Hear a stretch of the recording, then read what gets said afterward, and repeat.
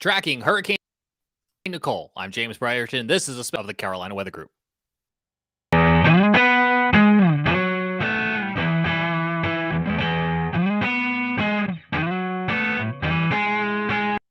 It's Wednesday, November 9th, 2022. You are looking live at West Palm Beach, Florida, courtesy of WeatherStam, where we are tracking Hurricane Nicole, set to make landfall on the east coast of Florida later on this evening before impacting other portions of the southeast, including here in the Carolinas. I'm joined by Jared Smith in Charleston. We'll have Scotty Powell covering Western North Carolina foothills and Charlotte with that big Panthers game coming up in just a few minutes. Let's start with what we can expect, Jared, from Nicole as we head on through the next really 48 to 36 hours. By the time this makes landfall in Florida, impacts to NASA and Artemis, and then us here in the Carolinas. Scrolling at the bottom of your screen, for those of you watching us live right now on YouTube and Facebook, a look at the latest advisories and warnings from the National Weather Service here at home, including a storm surge watch and tropical storm warnings. Do expect those to be updated as we go on through the hours ahead. So if you're watching our replay, check our website and our social media for the latest information. But Jared, we're keeping a close eye on this storm, which will be here in the Carolinas with heavy rain and wind. What can folks expect? Set us up. Yeah. So, I mean, it's going to be, I'll tell you what you're not going to see, and it's not going to be Ian 2.0. I've had that as a concern there for a while now, and we've gotten some questions about that, obviously, and being fresh in our minds down here, and it's not going to be Ian 2.0, but it's going to come with its own set of problems. I think is the way that I like to put that. So a couple things. One, we've been in the wind field on this. Basically, the wind field with this storm is huge. Yeah, it's massive. Again, it started as a subtropical storm. Yes. And what that does, it's necessarily a broader wind field because it's a hybrid of the two. It's a hybrid of that tight core. Can I paint a picture for people who are listening to our audio podcast and not looking at the forecast cone from the National Hurricane Center that's on the screen right now? That orange field is the wind field. And right now, as we are live at 9 o'clock on this Wednesday, the storm is still offshore of Miami, offshore of West Palm Beach over the Bahamas. That's where the center of this storm is. The wind field stretches all the way to Tampa, all the way to the Georgia-Florida line, all the way into Savannah. And frankly, it's where you are in Charleston, hundreds of miles away. We have tropical storm force winds. Yep. And again, the observations are not showing tropical storm force winds, so that's good. It's a good sign. But that being said, we've been doing 20 to 30 mile an hour wind gusts all day. We've had that high pressure to the north, the 1040 millibar high. This is what's fun about November, right? You get those massive Canadian highs coming out of the north, very strong Canadian highs, and this is going to make it feel like fall here in a couple days. But you get that massive Canadian high pressing against that deepening low pressure with Nicole, and so and so as the song goes, and stuck in the middle with you, and so we have northeasterly winds have been battering a lot of the coast here. We've been battling that for the last couple days, and that's no good because it's already loading up the water. We've already had coastal flooding over the last couple days here. We're going to have a big coastal flood event tomorrow, it looks like, and it doesn't look like we're going to get away with this one. So that's going to be something that we're going to have to watch. We're watching this College of Charleston camera right now, kind of bouncing around here a little bit, and those winds are going to take and amplify what you guys are already going to have. And this is not a Charleston exclusive problem. This is going to be up and down the coast for the Carolinas, but this is going to happen at high tide, right? So those winds are going to help push all of the water from the ocean on shore. Then we're going to have all the water that's falling from the sky. It's no secret. Charleston floods on a bad day, Charleston. If I spill a bottle of water, we're going to have a road closed. That's the general idea. That's the general gist of this. And so again, we're going to already be dealing with, and again, 8.3 foot tide. That's a major high tide. That gets into the top 25 tides, Charleston Harbor.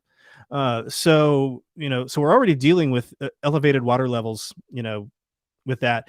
And then rain bands coming ashore, and it looks like we're going to have some rain bands, begin to move ashore around that time. Now, the heaviest rain is going to be in the afternoon, but again, I mean, you get that heavier rain in there, on the heels of, that flooding. I mean, we may be dealing with, a situation where, downtown Charleston is difficult to navigate by something other Yeah. than a boat. We're looking at the HRR model run, which again we'll walk through for everybody in just a moment. You said a moment ago something, Jared, I think is important. You said that the flooding could be a top 25 flood event for Charleston. That's a significant number, but I feel like it's important to stress that's not a catastrophic number. No, it's not, and it's something that we've done a whole lot of. I mean, we've been rewriting the top of that record book over the last 10 years in Charleston, just completely rewriting it. It's nothing we can't handle here. I think that's the most important thing. It's nothing that, we haven't seen before necessarily, but I mean, it's going to close a lot of roads. It's going to cause some problems. It's going to cause some travel issues. And this is going to happen during the morning commute, right at the height of the morning commute. So again, that's going to be, something we got to watch. I think that's where this storm is going to be most impactful, right? We haven't seen, correct me if I'm wrong, because you're our guy at the coast, but we haven't seen any evacuations. No. We haven't seen, briefings from the governors. But if we weren't sitting here right now talking about this and this came through late Thursday night and Friday, you would have been like, where did this come from? Because we're going to have a sustained period of on and off again, gusty winds, which could bring down some power lines and tree branches, heavy rains, which could cause flooding. And that flooding threat it's interesting. There is a flooding threat all across the Carolinas. It's almost bookended geographically by the mountains on the west and the coast on the east. That's where the worst flooding potential could be. Let's walk people through what we're looking at right now on this latest high resolution refresh model run here. And I'm going to stop it because it's looping. And folks who are listening on the audio podcast right now, I'm going to do my best to paint a picture for you. But right now, as we talked about at the top of the show, the storm has not yet made landfall. If you're listening to this podcast on your Thursday morning commute, the storm has made landfall in Florida. But as of right now, Wednesday night, it has not yet made landfall. But we're still getting those gusty winds reaching already to where Jared is in Charleston. The rain is going to go ahead and start pushing through a couple cells on the coast by the time we get into Thursday morning. That's when you're going to start to see the first of the showers move on through. And it kind of ramps up by the time we get to the home Panthers game, which is at Bank of America Stadium on Thursday night. We're going to have periods of very heavy, windy rain. Wind gusts 20, 25 miles an hour. Combine that with the water. I don't think it's going to be super comfortable if you're at Bank of America Stadium. Oh, those black helmets, they would look so good too with that, all that. And while that's happening in Charlotte, we still have some scattered storms across the area. Maybe things are still on the drier side in Raleigh. Like it hasn't quite reached that far yet. But, as we're looking 24 hours out here on the model run, we can already see now heavier, moderate to heavy bands of rain coming into Beaufort, Savannah, Charleston. Even the Augusta area would be getting some of these outer bands of this storm as we roll on through. And then as we look ahead, this is really, Jared, I think we're going to kind of consider the first round one. We have a preamble, but the first round is going to be some sort of band that kind of stretches on through South Carolina and into North Carolina starting early Friday morning, like 1, 2, 3 a.m., pushing then to the north. By the time we get here into Charlotte, it might be 6 o'clock in the morning in time for that morning commute, but it's going to kind of be arcing. It's almost going to be at the same time in Charleston, the way that band's set up. At that point, the low could be somewhere. And again, these aren't specific places at specific times. So I'm just giving you the gist. But by the time we're now looking at Friday morning, that low is circulating somewhere over Georgia, right? So that puts us, Jared, on that northeast quadrant of the tropical system. Whether it's a hurricane, whether it's a tropical storm, whether it's a tropical depression, whether it's none of those, almost doesn't matter. And I don't want people to get caught up in that classification name. Scientists are going to be scientists, and they're going to argue on whether or not Sandy was a hurricane or a superstorm. But one way or the other, we've got a low that's associated with the storm that is coming through, and the Carolinas, much of the Carolinas, are going to be on that dirty side of the northeast quadrant. And that's where we're going to have that tornado risk as we go through the overnight hours from late Thursday into Friday. And that's going to move on through. And then so we still have on and off rain. We almost have a break in the action by the time you maybe get to work 9 a.m. on Friday, right? And then there's probably going to be a round 2 that's associated with this as the actual area of circulation comes rolling on through. By the time the circulation is north of you, the back left side might be relatively calm and dry. Those timings will change based on new weather data. Those timings will change based on your locations, depending on where you are. But the gist is going to be on and off showers and at least 1 or 2 good kind of punches from these bands that roll on through. That was a filibuster, I think, from me, Jared. So do you want to add anything to that? I think the thing that I would add is that if we're taking a look, we'll take a look at this again. I want to call out, and I know that when Scotty joins us here in a little bit, we'll call that out. But there is going to be a significant flooding event all along the Appalachian Mountains. Yeah, a lot of upslope flow. A lot of moisture pumping in. There's going to be a major flooding event up and down the eastern, the east side of the country. And I know Scotty's going to get into more of that. And we do have a couple questions around like Greenville, North Carolina, and places like that, and we'll get to those as well. But again, the Weather Prediction Center flash flood risk here. This is the excessive rainfall outlook here. Yeah. You can kind of a composite of those, and you can see. I mean, we're talking places like Pittsburgh. We're talking, near Cleveland, Buffalo, Syracuse. We're not talking about typical, I mean, by that point, Nicole will probably be absorbed into that trough that's going to take it and whisk it away. So again, just a lot of tropical moisture being transported north here. And I think the other thing that I wanted to call out too, James, is that, if we go back to the high res rapid refresh for a second,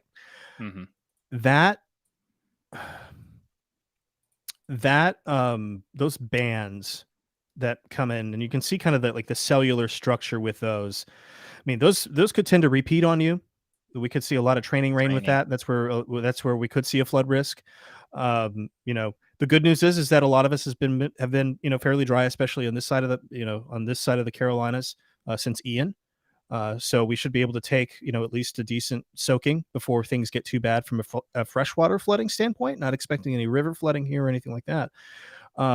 But the other thing is the cellular nature of those. And again, that's where within those rain bands we're going to see the highest risk for tropical tornadoes. And that's going to, come up the coast. And I can't stress this enough, folks, is that you got to have 2 ways to receive a warning. You need a way that is preferably not a smartphone. And you got to have it to where it can wake you up. It's gonna be one of those nights, unfortunately, especially down here in Charleston and in the Eastern Carolinas. You get in North Carolina, there it is right there. James is holding up his go-to prop, a weather radio. It's portable. These are great. Yep. They're like alarm clocks, but for tornado warnings, and you can program them for your county. And if you're living along the coast or you're living in the mountains, I would also program it for flash flood warnings, because you have a choice on a lot of these makes and models to set up which bulletins from the Weather Service. I wouldn't recommend doing everything, because you're just going to want to chuck it out the window then. But we want to know what the life-threatening things in this situation. That's going to be the tornado warnings and the flash flood warnings. Yeah, and I think also what I'll say is, keep your phones charged and keep them on. I know it's tempting to go into sleep mode. Turn that off tomorrow night. Probably a good idea. So you can hear that, that horrible noise that it makes, but it makes that horrible noise for a reason. And I'll tell you, I mean, just speaking from experience, that horrible noise has woken me to a tornado warning where I needed to get into shelter. It works. Wireless emergency alerts work, but have 2 ways to get them. I had a driving experience where I was driving and the weather radio that I have in my car, as you know, went off, and I was just being oblivious, trying to get to work, running late, not realizing I was driving towards a polygon. So they are super helpful. Here's another live look right now at the situation in West Palm Beach, Florida, courtesy of WeatherStem, where the storm is set to make landfall slightly after midnight Thursday time. So if you're joining us on our live broadcast, it's a mere couple hours from now. And we have lots of good questions coming in for those of you watching live with us. We appreciate that. And a couple of points I thought was really interesting. Something you hit upon a minute ago, Jared. You talked about upslope flow, and I feel like those one of those words that we use a lot, but we might not always explain. And it's almost similar to the situation that could be playing out along the coast, but with different terrain, right? So if I go back to the graphic of the flood threat, we have enhanced flood threat in both the mountains and the water. And as we talked about earlier, the coast, Savannah, Charleston, those places, the wind's going to push the water onshore. Up slope flooding, upslope winds in the mountains is the mountain equivalent of the winds blowing the rain up the hill, blowing up the ingredients for the storm up the hill.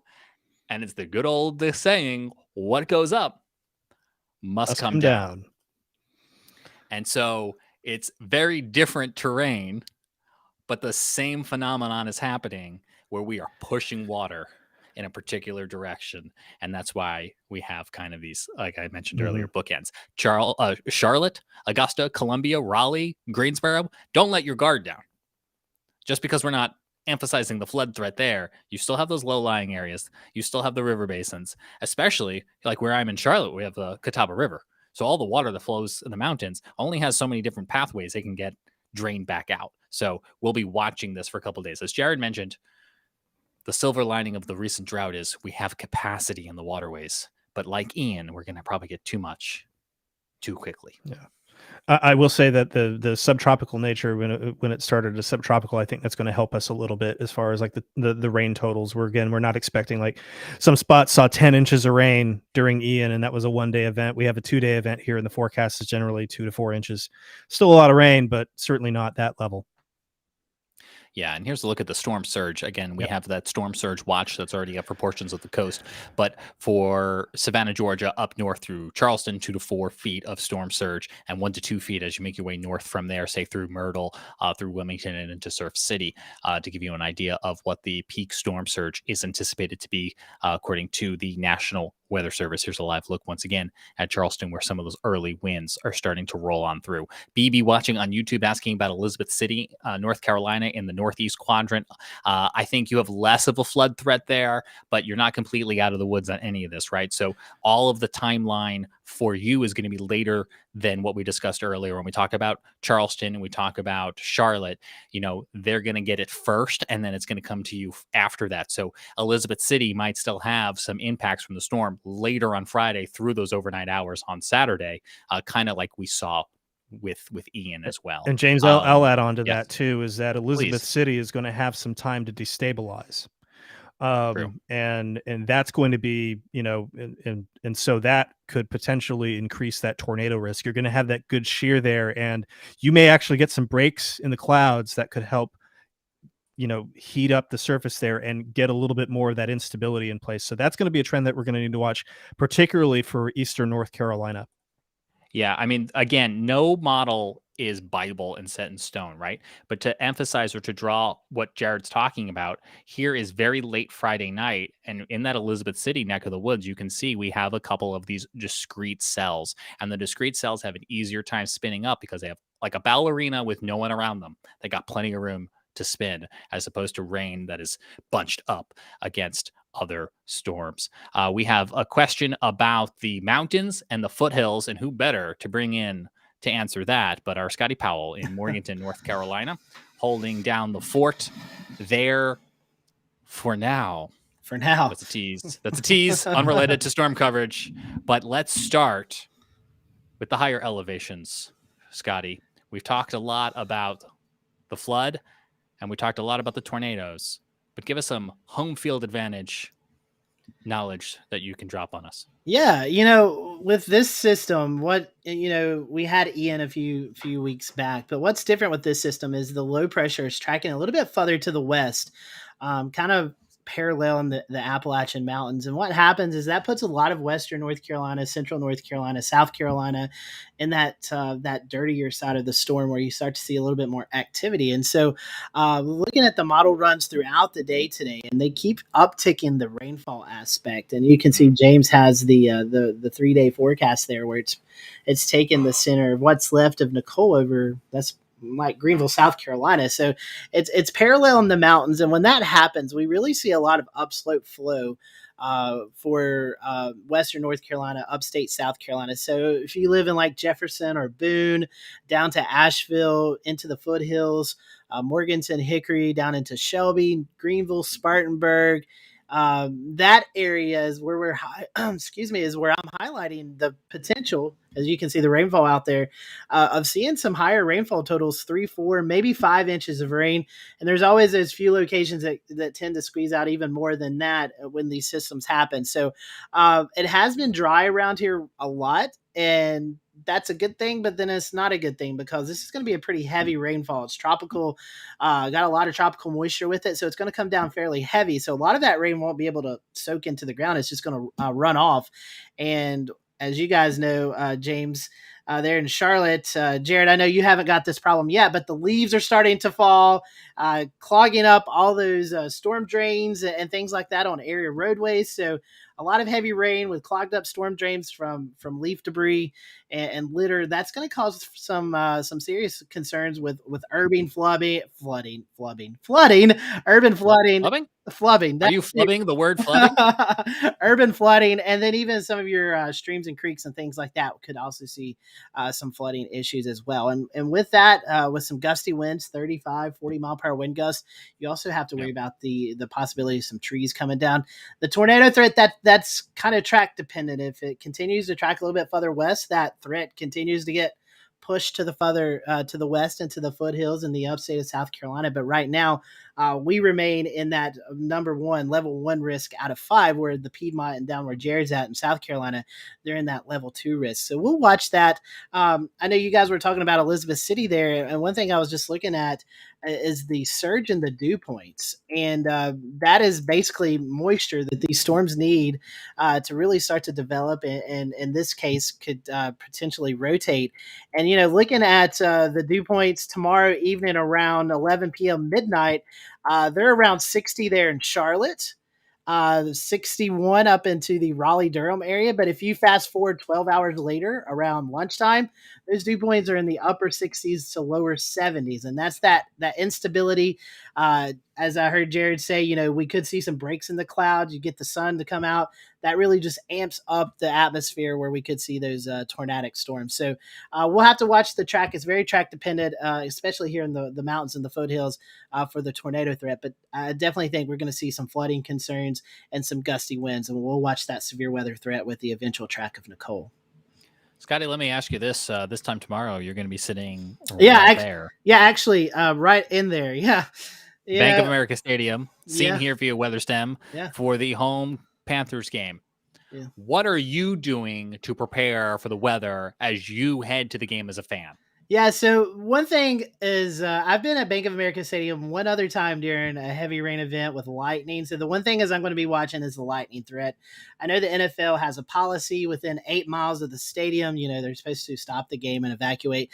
I'm not sure we're going to have a lot of lightning to deal with, but the heavy rain threat and the gusty winds as well, where you're seeing that camera angle is where the winds are going to be blowing in. So if you are on the home side, if you're familiar with Bank of America Stadium, if you're on the home side, you're going to have that wind really blowing into your face with the rain. So it's going to feel pretty nasty out there, even though the temperatures are going to be in the 60s. It's still going to be pretty raw and chilly out there. So I've got the rain jacket, the rain pants. I'm debating to wear, if I should wear like my rain boots. I have like these high knee level boots. So as you know, when we have snow and flooding here in the Carolinas, I normally wear those. So I don't know if I'll wear those yet or not, but when your feet get wet, you're miserable. So I may have to put those on. But yeah, here's what the HRR thinks will be at around game time tomorrow, and you can see we have scattered rain across the Charlotte area. That's the good thing, is it's scattered. It's not that heavy shield, so there could be some breaks in between these cells popping up, but. Yeah, if you are going out there, prepare for a rainy, windy, wet game. And Jared, I know you're a fellow Panther fan like I am. I don't know if that gives us an advantage or not. So who knows what that's. We'll take every advantage we can get. With the way the season has gone, I mean, look, let's just get weird at this point. I think it's going to be a running game tomorrow. It's going to be a battle of the running backs. You know, who can run the ball the best, because the pass game is definitely going to be affected by the wind, and the kicking game as well. So we'll see. Start your running back. That's right. Yeah. Yep. So that's a little, we had our friends from the fantasy football folks on who do the weather. They actually had a tweet out, I think yesterday, that this was a game that they were definitely monitoring the weather aspect. So if you have any fantasy players on Atlanta or Carolina, you might want to bench those receivers and start those running backs tomorrow. Weather and sports. That's right. Yeah. Fully comprehensive podcast for you this evening. I want to let folks know what they can expect from us here at the Carolina Weather Group. So you've already found our live stream. Wherever you're watching us right now, we'll be live in the event of severe weather with updates throughout Thursday and Friday and Saturday as needed. Jared mentioned earlier, you're going to want to be able to sign up to get severe weather notifications. One of the ways you can do that is our Twitter feed, but that may not be enough to wake you up, right? So you may need that weather radio to wake you up, and then like and subscribe and hit the bell and all that jazz to be notified when we're on the air with severe weather on our YouTube page. Don't rely on the bell to wake you up, because that's not how YouTube works.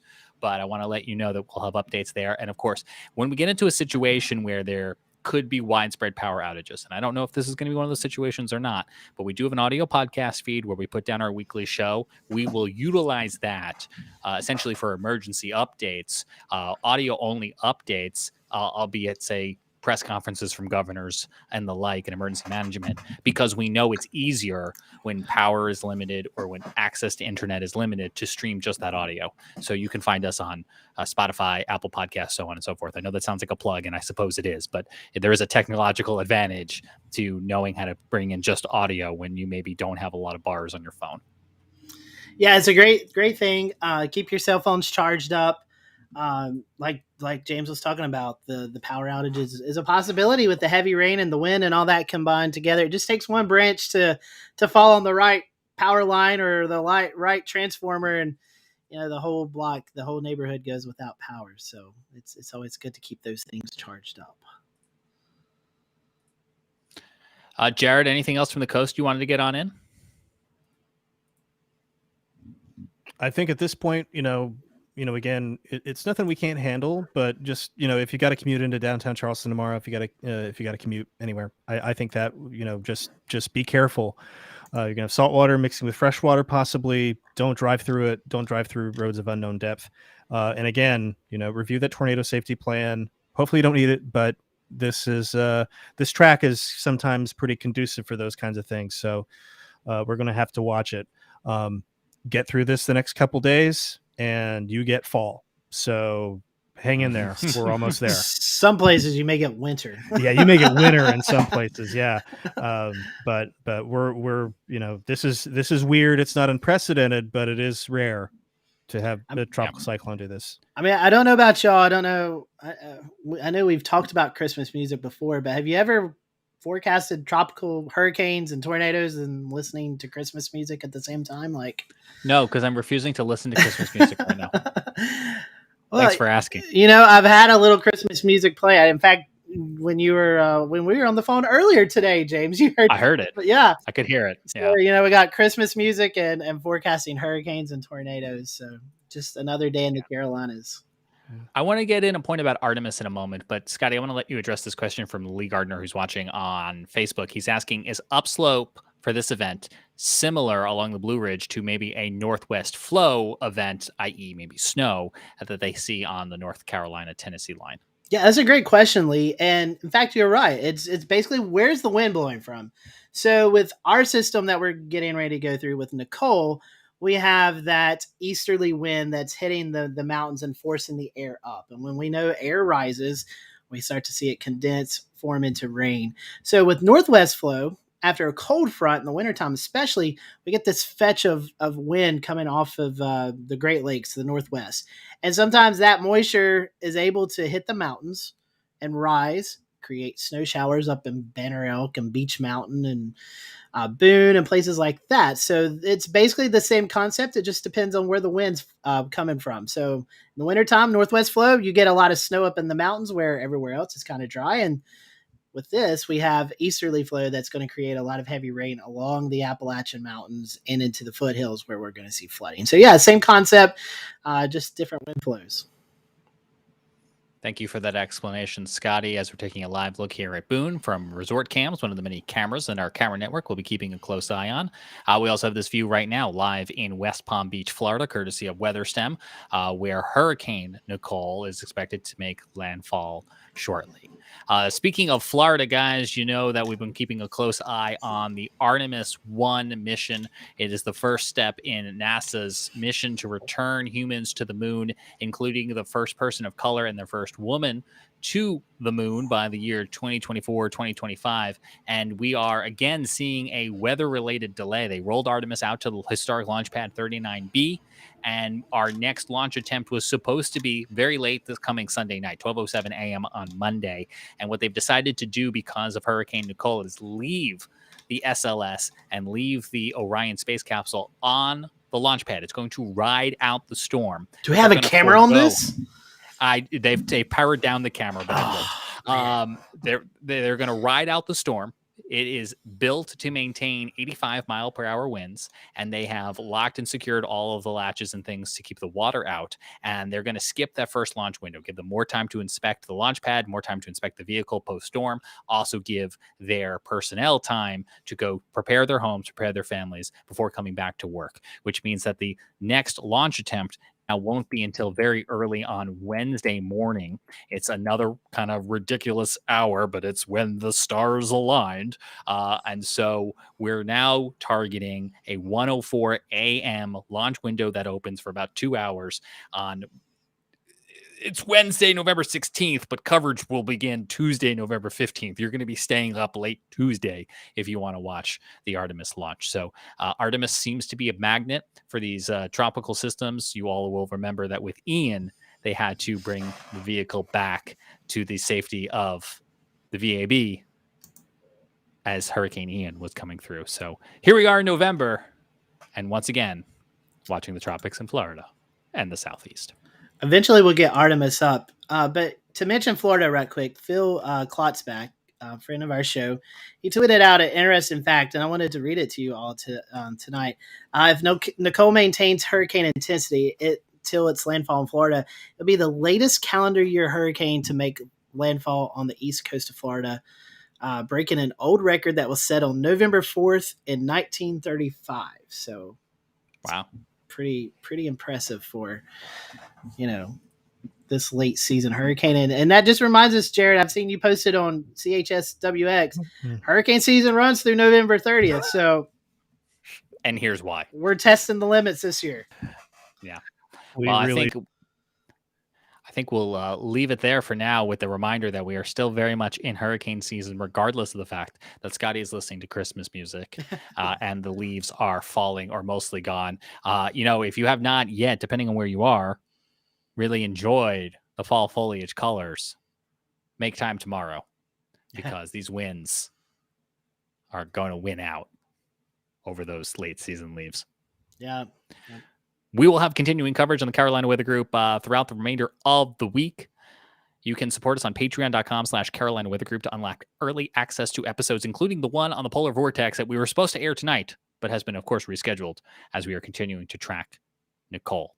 On behalf of Scotty and Jared and everyone here at the Carolina Weather Group, I'm James Brierton. Like and subscribe for live streaming updates, and we will be posting on social media as new forecasts and information come out, including an updated forecast cone from the National Hurricane Center, which is due out at 10 p.m. tonight.